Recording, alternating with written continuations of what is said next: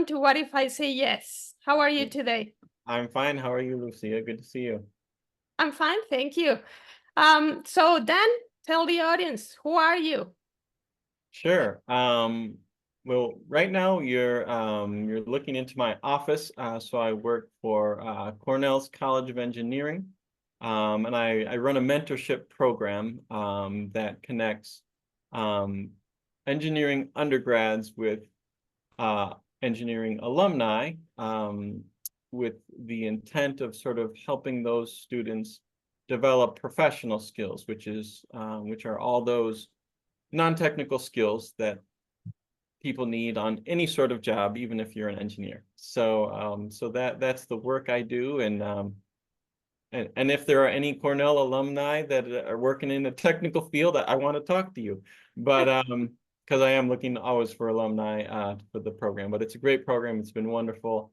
I feel it's impactful, and that is always something that I look for in my work.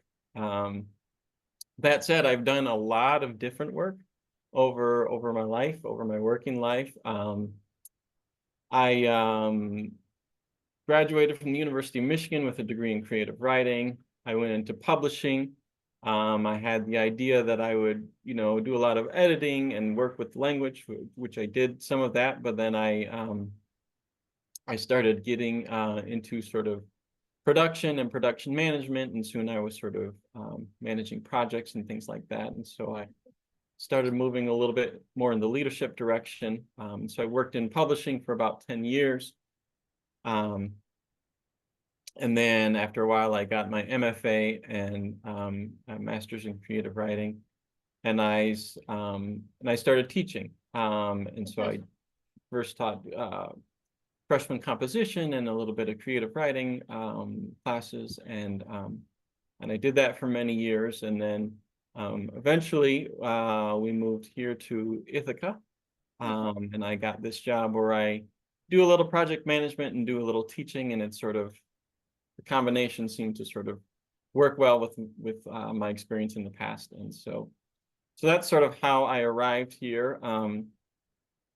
I have taught all sorts of people. I've taught higher ed. I taught high school briefly. I taught for freshman English in high school for one semester, which was very different. I was a pre-K aide for a number of years. I've been a sports counselor, so I've taught all sorts of people over the years. I'm also a dad. I've got two daughters, and in fact, I was a stay-at-home dad for a while, and I've been married to my wife, Leah, coming up on 24 years. So a long time, yeah.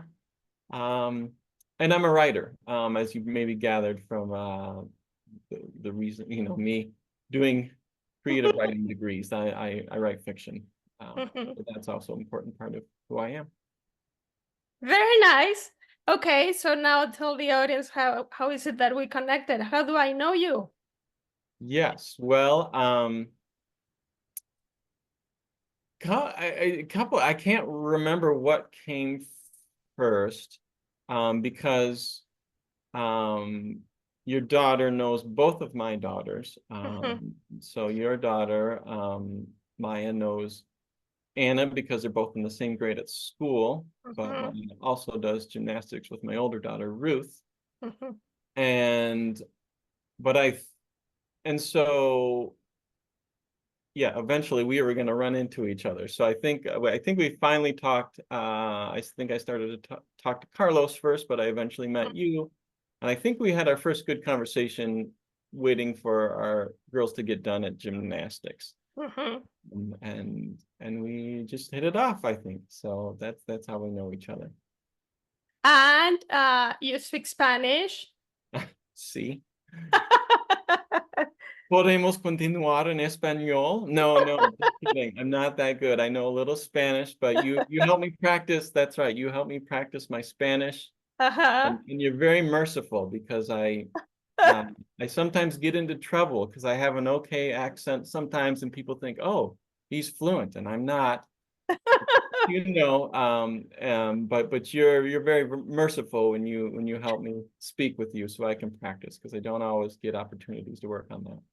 Uh-huh. So yes, Carlos started speaking with you, and then yeah, one day I don't know if I uh, I was with Carlos, but yes, we got introduced, and very quickly we started talking.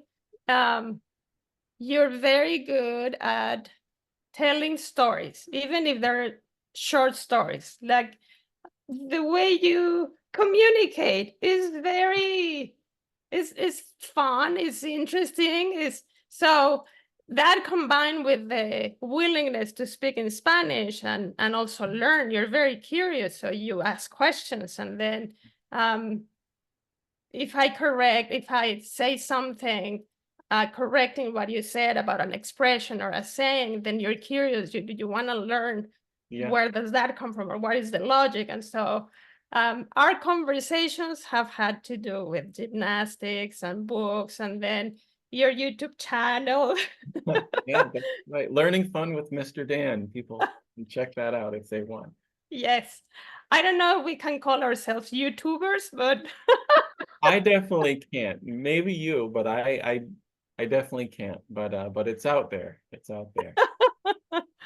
and so yes, and I hadn't asked you to participate in my channel, or maybe I did. No, I think I did. So one day we went to have lunch with the girls and our partners, so Leah and Carlos. We went Mhm. to a restaurant, and then getting to know each other, I mentioned that I had this YouTube channel and that I had a podcast, and I think I may have mentioned, so if you're ever interested, I can interview you for my channel, and then nothing happened, and then you were curious about the interviews, and we talked. So I kind of was waiting for you to, or Leah, to say, now I'm ready.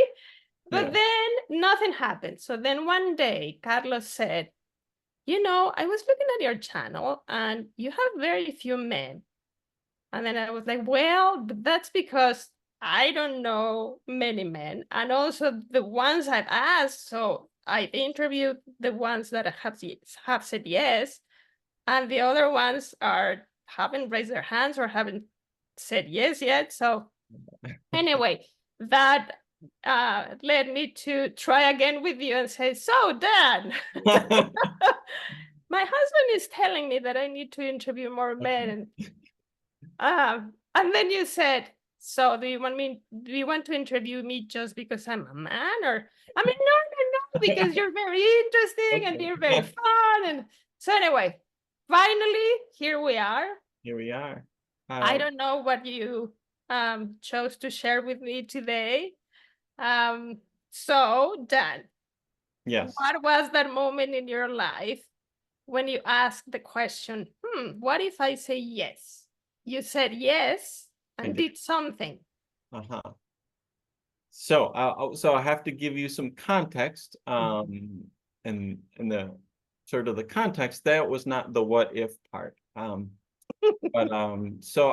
this was when I was in grad school, getting my first year of grad school, getting in my MFA, and me and my wife, we'd been married for a while, and we had gotten to the point that we wanted to have kids, and we were blessed to have kids, and when we wanted them, because I know that is a struggle for some people, and that we were blessed in that way.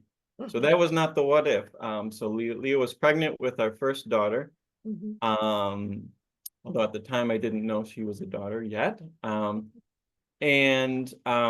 was, let's see, in fact, so for my MFA, I also had a teaching assistantship. And so I had just finished a class. Um, it was just a freshman composition class, and I was just finishing up class. And and so I was a full-time student at the time. We decided, okay, our daughter, or at least our baby, we didn't know what yet, would be coming in roughly August.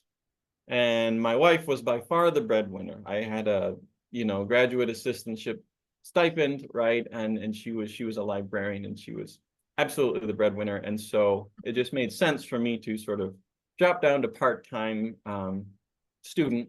Mm-hmm. And the plan was for me to be the stay-at-home dad, which I was happy about. I've always loved kids. I always loved working with kids, and so that seemed like a great thing to me. And it just seemed to work with how our life was going. And so that was the plan. And then I got a call from the head of the creative writing department. And she said, hi, Dan. And in not so many words, she said, would you like to be the editor of our literary journal? And I thought, huh. And she said, yeah. And I sort of filled her in on sort of what was going on. And I was thinking about being a part-time student the next year. And in fact, I was planning on it. Mm-hmm. And she said, well, in order to be the editor, you have to be a full-time student. And Oh. usually the editor also teaches a creative writing class. Um, and these were these were big responsibilities, both of those things, but especially the editorship. It was a lot of work, and I knew it. And it's one of those assistantships that ostensibly it takes place over the course of the academic year. Mm-hmm. In reality, it starts a little bit ahead of the academic year and sort of really continues. It was really like a full year-long commitment. And doing a lot of work, being on campus a lot, connecting with a lot of other students to sort of help them, help me do the work. I needed a lot of editors and assistant editors, things like that. It was going to be a big job. Mm-hmm. And I was like, well, I don't know. I don't know if I want to do that. And I went home and I talked to Leah, and I thought, should I do this? This would be crazy. I still want to be a stay-at-home dad. Mm-hmm. Can I do it? Still be a, full-time student, the editor of the literary journal, teaching creative writing, all these things. And the problem was I wanted to do all of those things. They all sounded like great things. Mm-hmm. They just seemed like a lot at once. Mm-hmm. But, as you probably guessed by now, I did say yes. Um, and after much consideration, we decided this is the thing that I was going to do. And it was one of the most challenging years of my life. It was one of the most busy years of my life.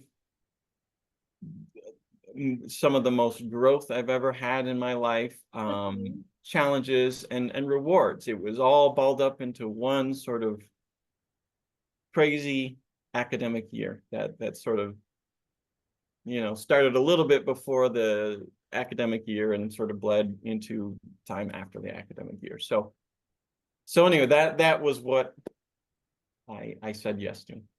So when you said yes, was Ruth already born or not yet?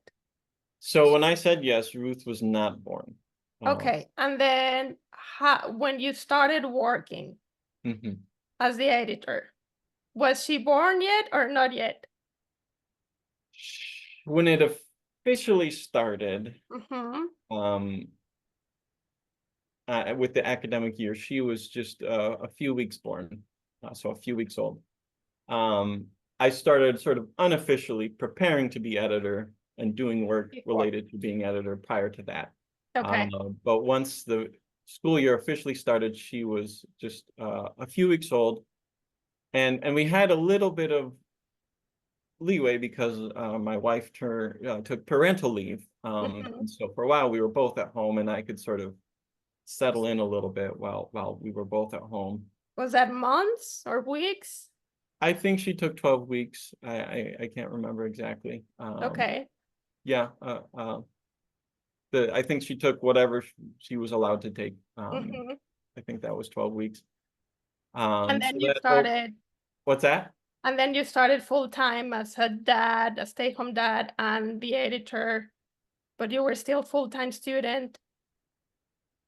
And you had to teach.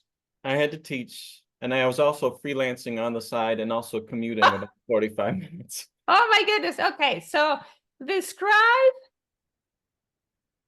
one of those days when you had to do it all. Like you woke up and like give us an idea of what happened through that one day. Well, I mean, there was a lot of variation, no one day was ever typical, and that was kind of exciting. Mm-hmm. I guess what comes to mind is this is maybe a picture I should send you. There's a picture of me Mm-hmm. on the couch, dead asleep, with my daughter asleep on me. Uh-huh. And like, you usually, like, when people are asleep, they sort of look like peaceful. I just look like a zombie who just collapsed. And so and that was one of those times where so I was old enough that I knew I couldn't do all-nighters anymore, especially with kids, and once, at least for me, when I became a dad, I was like, okay, I gotta take care of myself so that I can take care of my kid, right? If I did unhealthy things for myself, I wouldn't be as good of a dad. And so Mm-hmm. I knew I couldn't do all-nighters anymore. Mm-hmm. But occasionally I would go on like 4 hours of sleep. Ay, Um, ay, ay. yeah, yeah. And so this was, and I can't remember if I was grading or working on the journal, but I just had a deadline to meet. And so I was going on about 4 hours of sleep. And what I would always tell myself is, my daughter, she was young, and so she still napped. And I said, okay, I'll sleep when she naps. And and and this was a very strange thing that happened actually with both of my daughters. Anytime that I was going on like 4 hours of sleep and I really wanted them to nap, they wouldn't nap. Wouldn't nap. And I just but I didn't know that yet. And so I'm like exhausted trying, rocking her and trying to get her ready. And she's like, something's up with dad. I better stay. I don't know what it was. And I just couldn't get her to, couldn't get her. And finally I just like, all right, I just gotta lie on the couch, and if she'll fall asleep, she'll fall asleep. If not, I'm just gonna hold her. And she eventually fell asleep, and Leah just found That me. was a picture? I do. I think there's a picture somewhere. So she took a picture. So I'll try to send you that one. But so that was sort of an extreme day. Mhm. Another sort of thing that was interesting is so one of the classes I was taking during that period, I was taking creative writing for my own education. Mhm. And in the past, when I would sort of write creatively, I would sort of settle in and take my time and let the inspiration come to me, or whatever, right? And I just didn't have time, and I had to write a short story. In fact, I had two short stories to write for this class, and I would just sit down and I would say, no time. And I would just start writing, and whatever came out, that was what interestingly, some of the first stories I ever had published were those stories that I wrote during that time, where I just sat down. I have to write now because I have no other time. And so it was a very focused time for me. I Mhm. just when it was time to do something, I did it. And it was sort of exhilarating because it was all stuff I liked, and it was interesting to me and challenging and fun, and I was exhausted, and it was quite a year. So, for example, when you had to teach, where was Ruth? Did you teach her with her hanging in front of you? Yeah, In a yeah. baby Bjorn? I'm trying to remember how that worked. Okay, so there was a lot of coordinating, and I almost sometimes have a little amnesia trying to remember that year, because people say, "How did you do it?" And I'm like, "I don't know." But we did hire eventually a sitter for like 9 hours a week or something. And I think we decided to do that. Once Leah was done with her maternity leave, we were like, there's just not enough time for me to do all these things. We did end up hiring a sitter to help navigate those times when, say, I had to go teach or something like that. So no, I did not bring her into the classroom. But yeah, so we did eventually hire some help to help us get through that time. Okay. And now, so you haven't described a day. You would wake up at what time? So tell me about one of those days when you had to, I don't know, you had homework from the class you were or the classes you were taking, you had to teach, and you had to pay attention to your editor job. And Ruth, of course. How Sure. would you decide to distribute all the things during the waking Yeah. hours? I mean, this was sort of the amnesia part because how did I do all that? I mean, we sort of had a schedule in terms of feeding Ruth, and sometimes I would bring over Ruth to work, so she could be with Leah for a little bit, and we just I just and I yeah I so I remember first sort of writing up the routine a little bit for when we did hire a babysitter. And I didn't realize like how scheduled my life was. Like just like, okay, this is when we feed Ruth and this is when we put her down to nap. But usually she needs a diaper change then. And it was a big long list. And I couldn't possibly recreate all of that. Ruth will be 16 next month. So it was a while ago. Now that I think about it, it doesn't seem that long ago, where the time flies. And so and I think also I'm sort of that way. I'm a very sort of, I like routines, and and um and I think it worked well for my kids to have routines. And so um and it's interesting because I was so routinized in how I went about things, my my daughters would get used to it. And so on those days when I got more like 7, 8 hours of sleep, they would nap for me. And there was actually a couple times where I was so routine about when the nap would happen that I just grabbed Ruth and I put her down and her eyes were closed. And Wow. that, right, like that was magic. And it didn't Wow. happen a lot, but it was usually when I was really sort of keeping up with the routine. And and and funny enough, my body started adjusting too, because I started becoming tired when she napped, right? That was, even if I didn't nap, that was always my downtime.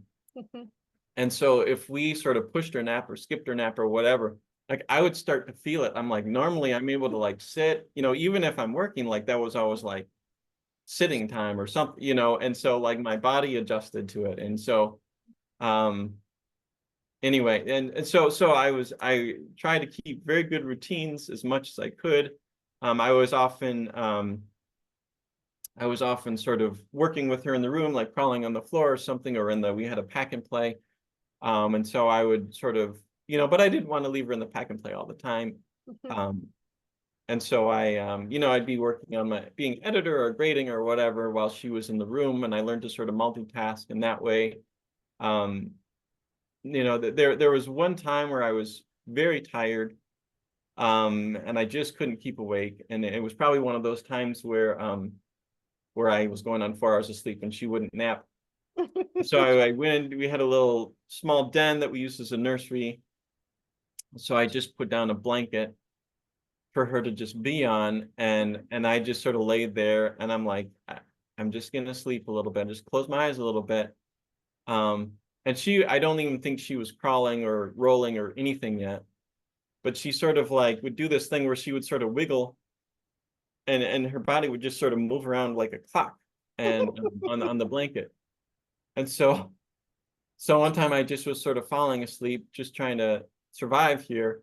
And I woke up when she kicked me in the throat because she wiggled all the way around, and then that woke me up, and I was like, oh, I guess I fell asleep a little bit. And so so a lot of adaptation, some routine. We learned to call for help when we needed it. But that's hard too. It's hard to sort of, because you want to be everything for your child, and so it was sometimes hard to ask for help. But occasionally friends would, you know, give us a date night or something. Although we waited a while. It took us a while to sort of just feel comfortable with that. Um, It's anyway. interesting that you said at the beginning that this was one of the years when you grew the most and you learned a lot. So if you can picture how much a baby changes in a year, you were kind of doing the same, but as an adult with all this. So Ruth was changing and learning, and you were just doing kind of the same thing, but with all these adult things that you had to do. Yes, absolutely. I mean, it was, I don't know if I ever put it together that way, but yes, she was, anyone who has had a baby knows the baby changes so fast, and it was and I paid so much attention to all those milestones and stuff because I was always there, and I was, of course, growing and changing and sort of gaining a new understanding of what I could handle just as a human. And but yeah, I also remember paying attention to all those milestones, when she rolled over, when she sat up, and first words and stuff, and we were really, connected. I remember like I was, for a while I was the, like when Ruth was first learning a few words, she was really verbal really early on. How Um, early? oh, More too or early. less. Well, I remember at her 18-month checkup, Mm-hmm. they said, oh, we like it if the kid already knows, 10 to 25 words or something. They gave some number. And I Mm-hmm. said, oh, she already knows her alphabet. And they're like, really? And then she started, I was like, yeah. And I started pointing out, and I was like, hey, what's that outside? And, she said snow or something. And eventually, like, he was like, hold on, I gotta call some people in to see this. So she was verbal very early on. Of course, I don't think she was that verbal during that year. Mm-hmm. Um, but I did sort of learn her language. I knew her language more than anyone else, right? It was me, and then of course Leah, Mm-hmm. and then other people couldn't. She would babble to us, Mm-hmm. and we would like speak a sentence back because we understood. But I remember she had two words that Leah had trouble with. She had a dolly, and she had daddy, of course. And I can sort of hear it. And so she would say Dai for Dolly and Dai for Daddy. And I could hear the distinction, but Leah couldn't hear the distinction because Mm-hmm. so close. But I was like, no, she said this. So yes, it was very much connected to sort of her milestones, and yes, it was a time of growth and change, and I had to sort of learn to pace myself as well. Like when I did the dishes or whatever I was doing, I learned to sort of slow down and just take your time because you're in it for the long, sort of like how you pace yourself for a race, right? I wouldn't just dash and do the dishes, just slow down because it's not like you're going to get a break later. So just Yeah. take it easy while you can. Okay, so if your yes had to do with becoming an editor, now tell us about that job. What did it entail? What did you learn? What was is it a magazine or a journal? It's a well, I have some decoration here. So Okay. I don't know if you can see this, but it's Third Coast. So that was these are the two issues that I put out. I had to dig those up. So these are the Third issues. Coast. Why Third the Coast. name? So I went to Western Michigan University, and which is, in Michigan in the Great Lakes. And so sometimes the Great Lakes are referred to as the Third Coast. There's the East Coast and the West Coast. Oh, And I then didn't know that. Yeah, that and people Okay. argue about it. Some people say like Texas and the Gulf Coast is the third coast, but we claimed third coast for the name of our journal. So it's a literary journal. It's like 120 pages. It's poetry, fiction, nonfiction, and we did plays as well. And How when did that journal begin? When you started as an editor, how long had it been in existence? so this was spring 20. I think it started around 95. So I was around the 15th volume when I Okay. did it. And and so yes, I had two fiction editors, um, a play editor, a nonfiction editor, I should say a drama editor, I think that's what we said. Nonfiction editor and two poetry editors. And then I had associate editors, and those were like students that were reading the content, because we would get lots of submissions, like 3,000 submissions in a year, something like that. And we From students or from from people? all over, just anyone who's a writer, Mhm, anyone can submit. mhm. So it wasn't specific. Some literary journals are specific to like publishing undergrads or something like that. This was not that. This was just literary journal that anyone could submit to. Mhm. And we took electronic submissions, and we just had people all over the country and the world submitting to the journal. And Wow. there was a lot to read. And Mhm. so not only did I have my sort of genre editors, but they also had associate editors to help with the load of doing all that reading. Mhm. And we also ran some contests, of fiction and poetry contests, which added additional submissions. Mhm. Um, and so yeah, so they were, and when I started, I really decided that I was gonna trust. I had to sort of trust my genre editors. I just didn't have the bandwidth to try to dig into sort of doing all that reading. I did a little reading. I was studying, writing fiction, and so I helped with the fiction reading. Mhm. Partially just I wanted to understand the process, but I decided I was going to trust my editors to sort of make the final pick. Mhm. And editors don't always do it that way, but that was all I had the bandwidth for. So I decided to trust them. So an interesting thing happened, which I think ultimately was a good thing. So when I said yes to this, part of the reason they asked me is because I had that publishing background, Mhm. and but another reason they asked me is no one had applied to do the job. And so the previous editor, she was great. She had already done it for a year, maybe 2 years, I can't remember, Mhm. but she was sort of ready to not be doing it. And so if I recall, she was sort of thinking, she would do it if no one else would do it. Um, but but this head of the creative writing, she said, he's got publishing background, he can do it. And interestingly, I haven't heard contrary.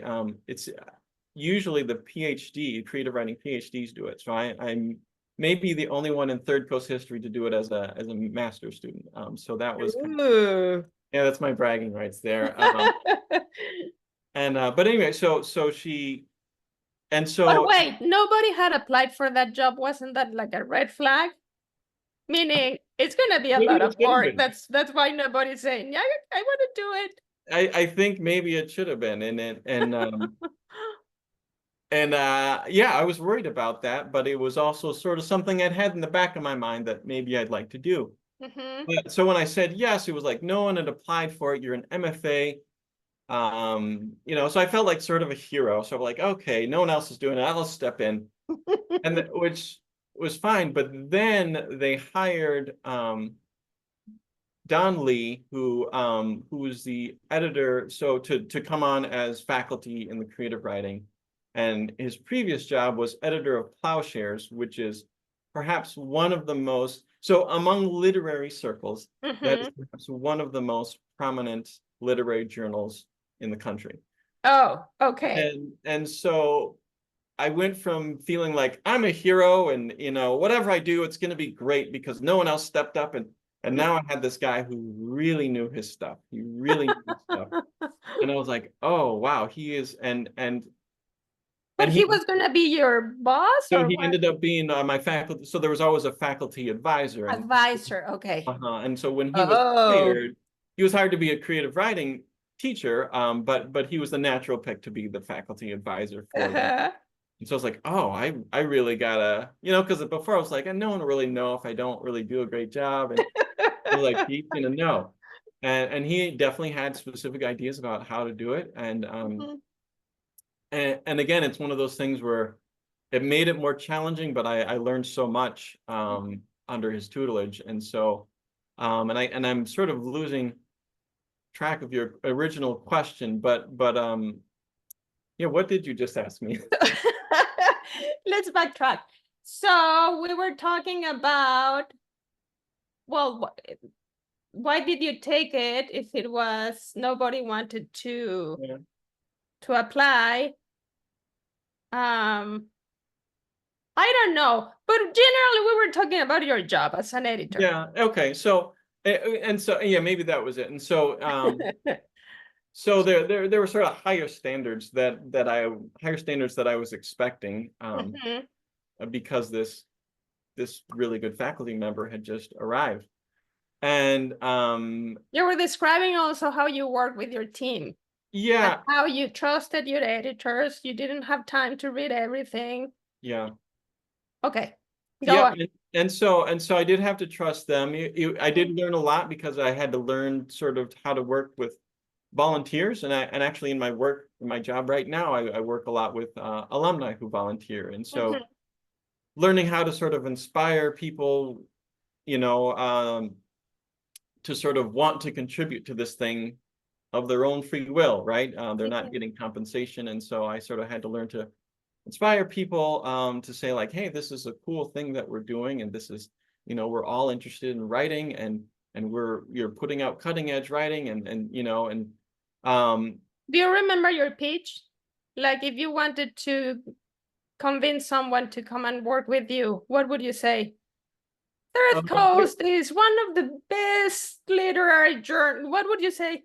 I think I would often pitch it in terms of how much they would learn, because and certainly like I learned a lot like reading for a little, and I would recommend this to anyone who is ever thinking of being a writer. Mhm. Um, if you get a chance to read for a literary journal, it really sharpens your ability to sort of examine your writing and other people's writing, because you know what's going through a person's head when they're having to decide, is this worth publishing, right? Mhm. And it's not just that. Sometimes we would, when you have 3,000 submissions, you can narrow it down and say, okay, all of this is worth publishing. Mhm. We have about half that much space, right? But then you have to narrow it down even more. What do I like? Mhm. Why, what resonates with that? And so I learned a lot about sort of, how that lens of sort of how you look at the work when you're deciding whether or not you can publish it. Um, and I will be honest, I know there are some literary journals that claim that they don't do this, but there are plenty that do. Often you have to you can reject a work within the first paragraph, even within the first lines. Really? Yes, and it's just, sometimes you can tell that it's just not up to par, right? Or they've just got the wrong thing in mind. So, for example, this is, we've published literary writing, right? And Mhm. so sometimes someone would send us like a sci-fi story, and so like, okay, that's not what we do, right? And so we could reject that pretty quickly. Mhm. Or sometimes they're just, they just didn't craft things well enough, or they just did some sort of weird sort of faux pas in the first lines, and and so I try not to do that too much, Mhm. but I found that often my first instinct was right. And if within a paragraph or two, I was like, this isn't working out. So okay, Dan, read a page. I'd sort of convince myself to read a little more. And almost always, every time I read a little more, I'm like, nope, this is Nope. not going to do it. Conversely, sometimes I remember a few instances where someone wrote a great story. The prose was just spot on, just really fresh and interesting, but they didn't know how to end it. And so I'd read the whole story, and then I'm like, oh, that wasn't a good ending. That they didn't know how to pull it together, and so then I'd reject it at the end. Now, did you have to tell the people why you were rejecting their work? Like, is that standard procedure that you submit something and then you get a letter back or an email back saying, wonderful, but your ending sucked? Well, we were always more diplomatic than that.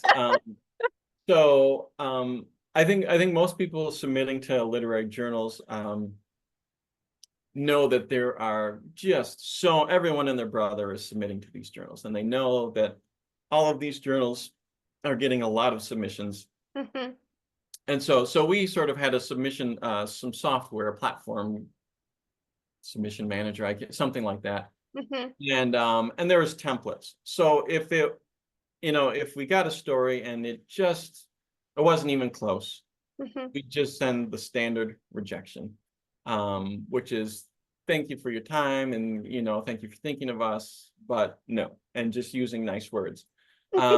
And so most of the time we would send the standard rejection. Mhm. And then we had sort of a next level template for like, hey, this was pretty good. We enjoyed it.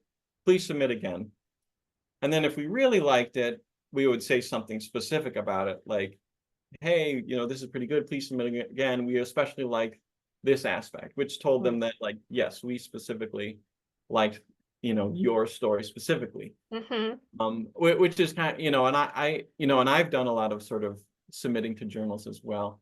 And I think a lot of sort of people who've done that can identify with this. When you get a rejection where they say something specific about your story, you're like, oh, it's like exciting. They said something specific. After a while, you're like, but it's still a rejection.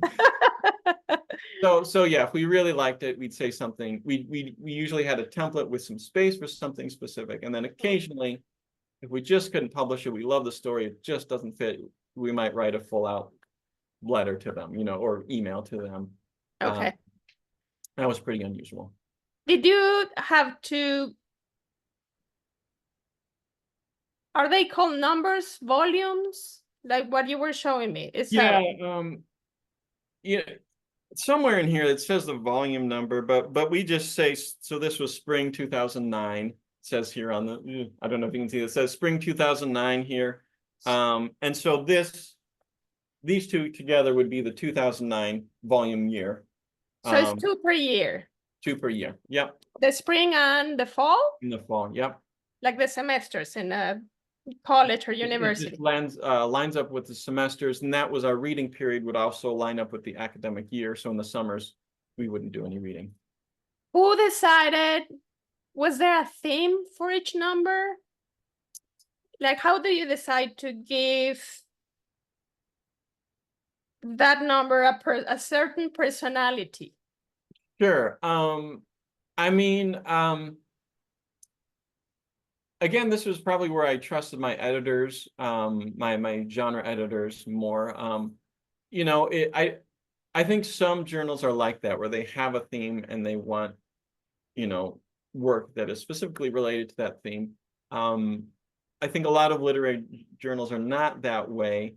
That said, you might want to, if a couple stories might resonate and work well together, that might be good. Conversely, if you already have a story that does this sort of thing and you get another story that does that same sort of thing, you might not want to publish two stories that are like, right? So I think more often than not, we are sort of trying to sort of present a variety of perspectives. Mhm. But in the end, it was just sort of what do we like, and what's going to fit well in this issue, and also how much space do we have. So sometimes we'd get someone's story and it was 30 pages, which is generally just too long. We just don't have the space for it. Mhm. And that might be a case where we say, we love your story. We just can't find room for it in this issue right now, right? Mhm. And that's another thing. I tend to write stories that are too long. And if you, well, I should say they're too long for literary journals. And Mhm. so they usually like 10 to 15 pages. I don't know what that translates into words, like 3,000 words or something like that. Mhm. And it depends on the journal, but generally longer stories are much harder to publish. So even if it's a great piece of work, it doesn't always fit. And also, my editors would solicit from known authors as well. So they solicited from some great authors. Mhm. Bonnie Jo Campbell, she's a little bit known. She's among, maybe just among us literary people, but and then she lived in the Kalamazoo area. And so She what? she lived in the Kalamazoo. So Western Michigan University is in Kalamazoo, Michigan, Okay. and she lives in that area, Okay. and so she is perhaps more known in that area, and so one of her stories made it in that issue, one of those issues. So when you open one of those issues Mhm. or numbers, what do you see? Just the titles of the stories and the authors, or do you see sections? Um, yeah, so we have it listed. So I can show you. I don't know how well your audience can see it, but we have the poetry section.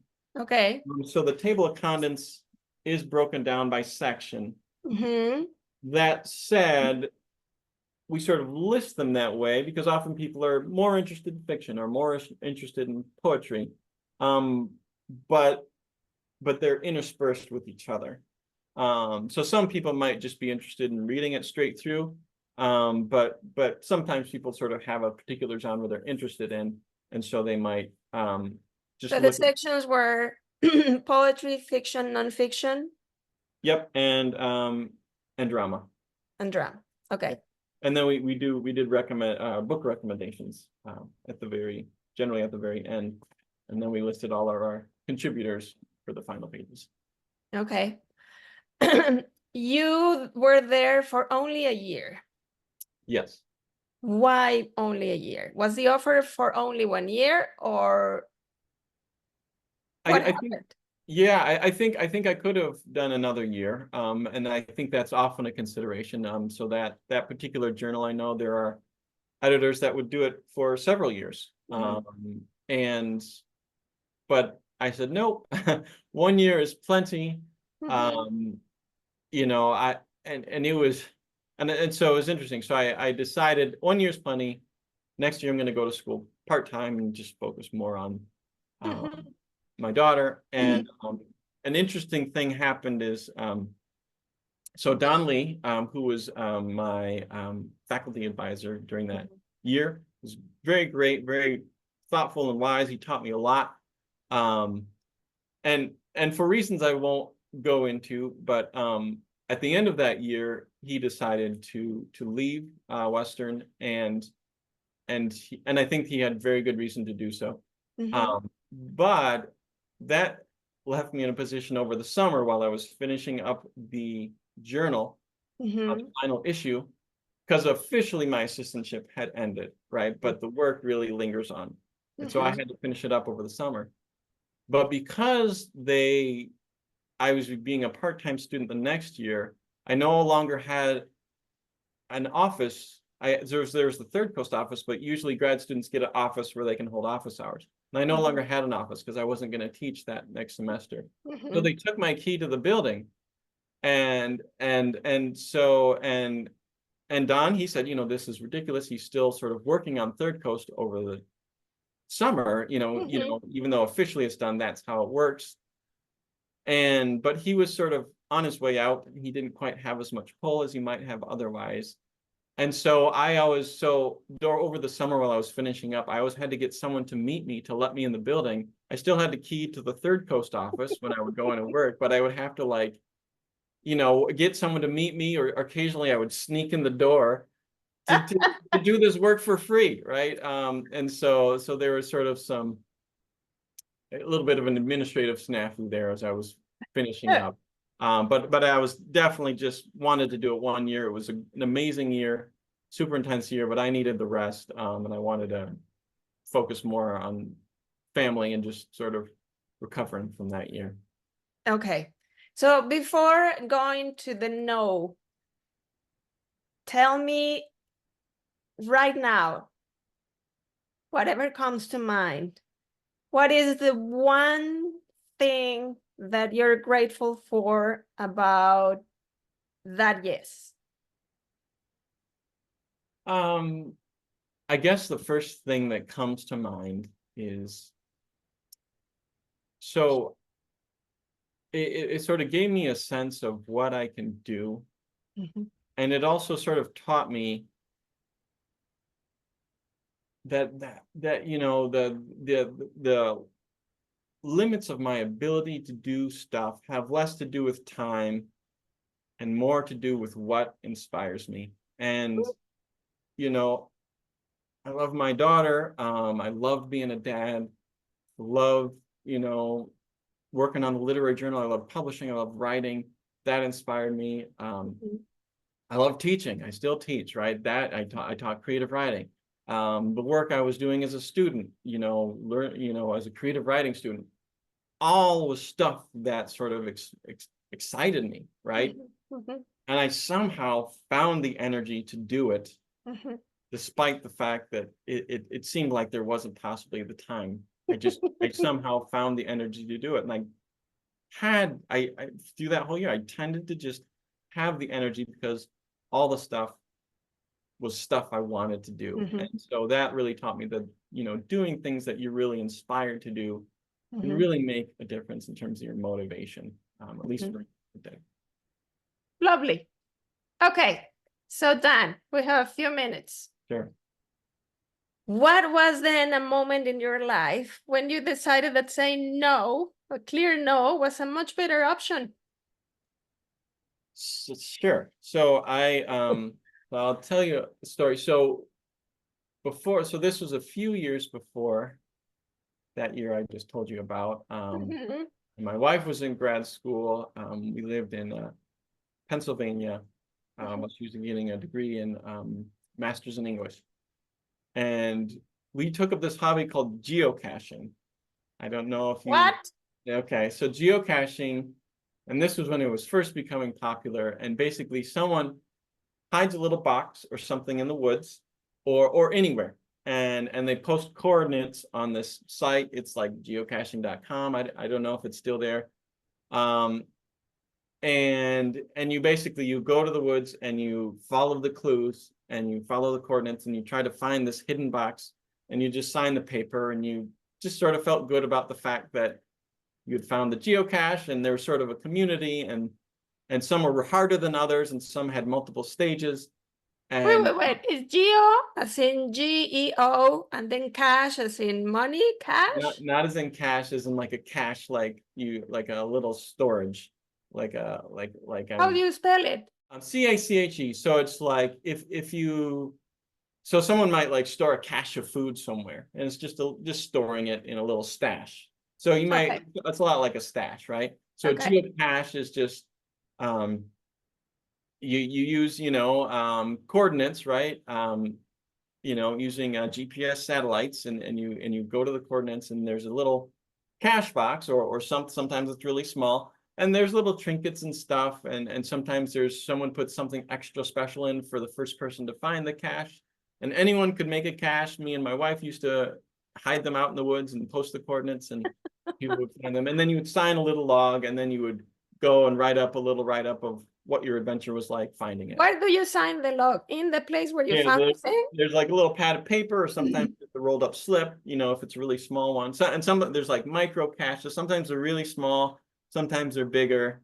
Okay. Um, and so you just go out in the woods and find them. And it was just a fun way to sort of, for us, it was a fun way to sort of explore the countryside. We lived in State College, we lived in sort of the Allegheny Mountains, and that was fun to sort of walk around and do that. Um, Mhm. and so we were out following a rails to trail, right? So old railroad that got converted to a trail. We were out in the middle of the woods. We're walking, we're making our way to some sort of cache. Oh boy. And And we come to an old railroad trestle, right? And they had converted into a nice, just a nice walking, pedestrian, walkway. It wasn't like dangerous, right? They had Mhm, converted it, so it was just nice hiking. mhm, But it was this nice bridge went over this gorge that was, I don't know, 150 feet. It was really, really a long ways down. mhm. And there were some guys that were bungee jumping. Oh my. And so, I thought, okay. And then we talked. Bungee jumping to get to the to No, the not for no, ah they thought it was a good location for bungee jumping, just for fun. So they would sort of strap something to the bridge, and it was an old metal bridge, and so they could strap it to it, and then the bungee would come off of it. I don't know exactly. And so we just were walking, and we're like, oh, what are you guys doing? And we talked to them a little bit, and they're like, you want to go? I was like, you mean bungee jump? And they're like, yeah, sure. And so this was like, what if I say yes? And I was just on the edge, and there's a couple things that made me decide to say no. Um, One, I didn't actually see anyone successfully jump, so I didn't know like how their setup worked, and no one was like, oh my, clearly there wasn't an emergency. They probably had done it just fine, but I hadn't seen how well they had set it up and done it. sure. And what really decided me is someone came up to this guy I was talking to, and he was like, hey, Joe, or whatever. He cracked a beer, and he's like, you want a beer? And he was like, yeah. And what I didn't know was how many beers they were in, right? And so probably it would have been okay, but if it wasn't okay, the consequences were too great. And so I said no. And I sometimes I think about, boy, that would have been fun, but I still feel confident about that decision. Now, was the offer made to both of you, to Leah and you? I think so. I mean, I think they were glad to sort of spread their hobby, And Leah very quickly said, no, thank Oh you. no, I mean, never in her life would she ever do that, I'm pretty sure. Um, Smart woman. yes, yeah. But I was tempted, but that I finally said no. And you still had to think about it because you thought, well, maybe this would have been your first time bungee jumping. Yeah, I still have never done it. But I like, so as I mentioned, my daughter's a gymnast. I was a gymnast in high school. I like flipping and flying through the air, and Okay. less so at my age, but I was younger then, and that seemed like a fun adventure to me. How old were you? So I would have been like 26 or so, I think, Okay. when it happened. You If were I'm very being young. pretty young. Yeah. So it would have been kind of normal to have said yes at that age, like, Yeah, yes, I adventure. think so. Yeah, adventure, right? And it was just this random thing, and I wasn't expecting it. And part of me wanted to be like, let's be spontaneous. But then the cracking the beer, and I'm like, I just don't know how many beers. I don't know. So I said no. And you weren't willing to ask because what if they lied? They were Like, what perfect if they had strangers. I just, if I really want to bungee jump, I can make it happen some other time. And maybe I will someday, but I didn't need to then. So So since then, you've never had the urge to try bungee jumping? well, maybe someday. I've got kids, and I just you know, maybe once the kids are grown, and then I can feel okay about taking some risks or something. I have a friend who decided not to get married and not to have kids. Mm-hmm. And she has tried all these very dangerous things. And one day she said, well, I guess I can do them because when I do them, I don't have to think about all of you. Like, all of you have to think about your families and your kids.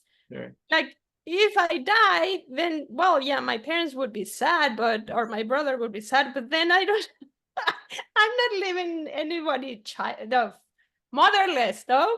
Yeah, yeah, So yeah.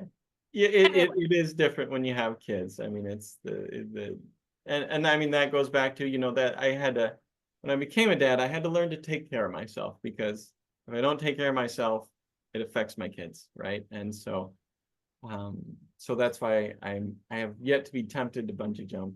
Maybe in a few years. But but for now, we're getting through the teenage years, and I'm just going to focus on that's enough of an adventure in itself. yes. So as you know, In so many ways, I think dealing with teenagers can be as dangerous and even more difficult than bungee jumping. there's truth in that. There is. And we have to make it out of life. So, Dan, um, any final words before we say goodbye? I think we covered it pretty good. We've covered bungee jumping and literary journals and kids. We think we covered it. Okay. Are you gonna share with us a little bit of your YouTube channel? I love those I videos. mean, yeah, I mean, you can I don't use it. It's called Learning Fun with Mr. Dan. So I made the channel during the pandemic. So I was a pre-K aide at that time. And when the pandemic shut everything down, there's only so much you can explain to a 4-year-old. But mostly they weren't going to understand why we aren't seeing all these people that we used to see all the time. So we started making videos and stuff. Me and the team that I worked on, and I started with the help of my daughters. We started making these letter videos to help them learn about their letters. But I'd make them silly, and my daughters are on there. They're sort of in the opening, learning fun with Mr. Dan. Their voices are there, and there's a little sort of 2-second piano little intro that my daughter played, and so that's all. And then so one of them is F is for flying. I fly in that one. D is for desert. That's probably D is for desert, probably my highest production value. And I'll say it's not very high, but for me, I did it all on my phone. We did buy a green screen eventually, and That so one is very good, I must say. oh, have you seen that one? Yes, of course. Okay. So I think if anyone sort of looks for learning fun with Mr. Dan, they'll find it. That was also another fun adventure. Okay. Quick thing. You said that the bungee jumping experience, well, not with having said no to bungee jumping was a year before you said yes to the magazine, Oh, to the journal? years before. Years. Okay. Yeah, it would have been, well, okay, maybe like 3 or 4 years. I can't remember exactly. Because now I'm thinking, if the bungee jumping had gone wrong, you may not have had that wonderful year. Right, right. I like living. I think I have many adventures ahead. So I'm not in a hurry to take some big risks. Okay. And then final question. You are one of the few people who have actually read the text that I sent as homework Oh, before the interview. sure. So any comments about that text? I do actually have something. So um, so so your brother Hector wrote about experience of his daughter sort of seeing a doll. Mhm, And so my youngest daughter, Anna, mhm. especially when she was little, I mean, she loves greatly, but she especially baby animals, especially when she was little, baby stuffed animals. Okay. And so we were once, I think we had taken a road trip. Some of my family, we were in Utah, and me and my wife and my girls, we went to the Great Salt Lake, and we sort of found a place where we could pull off and sort of go up to it. And I don't know, we just wanted to see it. But anyway, there were sort of steps down to the shore of the lake there. And there were sort of all these rocks in this retaining wall. And so we're like, okay, time to go. And we're hiking up, and I walk up, and I see this some sort of like McDonald's, like I think they call them Beanie Boos or something. They have these big eyes. And I just said, oh, if Anna sees that, we're done. She's gonna want that. And it was right there in the rocks. It was all dirty, and I think I literally tried to angle her away so she wouldn't see it. She still saw it. Of course. And I said, I tried to like, oh no, I'm sure it's fine. I tried to sort of like downplay, like, don't worry, and we finally get to the car and she's like, Dad, no, we can't. We can't leave it, Dad. And finally, Leah just looks at me. She's like, Dan. I'm like, all right, hon, I'll see if I could find it. And so I went back. I had to sort of climb down off the stairs into these rocks and pull this little Beanie Boo, a little like tiger or something with big eyes. And, looks like I found it. And I thought, well, maybe we can wash it before. And she's like, no, no. And so we gave her the dirty. So that story, and so I said yes in that moment too. And so that story of Hector's really reminded me of that moment. Did that teach you anything about saying yes at that time? I mean, I don't know if it taught me, but I sort of similar to what Hector writes. I mean, sometimes you just say yes. Just because it's not your yes doesn't mean it's not someone else's yes. And this was important to Anna. And I felt like saying yes in this moment is going to serve her better than saying no. Yes, it was a little dirty, but there was no harm to it. And so for the sake of Anna, it made much more sense to say yes. Lovely. Okay, well done. We have arrived to our final destination. Thank you so much for having said yes to come into What If I Say Yes. I hope you enjoyed our conversation. I did, yes. And Thank you please for inviting me. send me pictures, any kind of images that you would like to share with the audience about your yes. Okay. And I'll add them to this video. All right. Thank you so Okay. much, Lucia. This was very fun. Thank you, Dad. Have a good day. You too. Good to talk to you. Bye.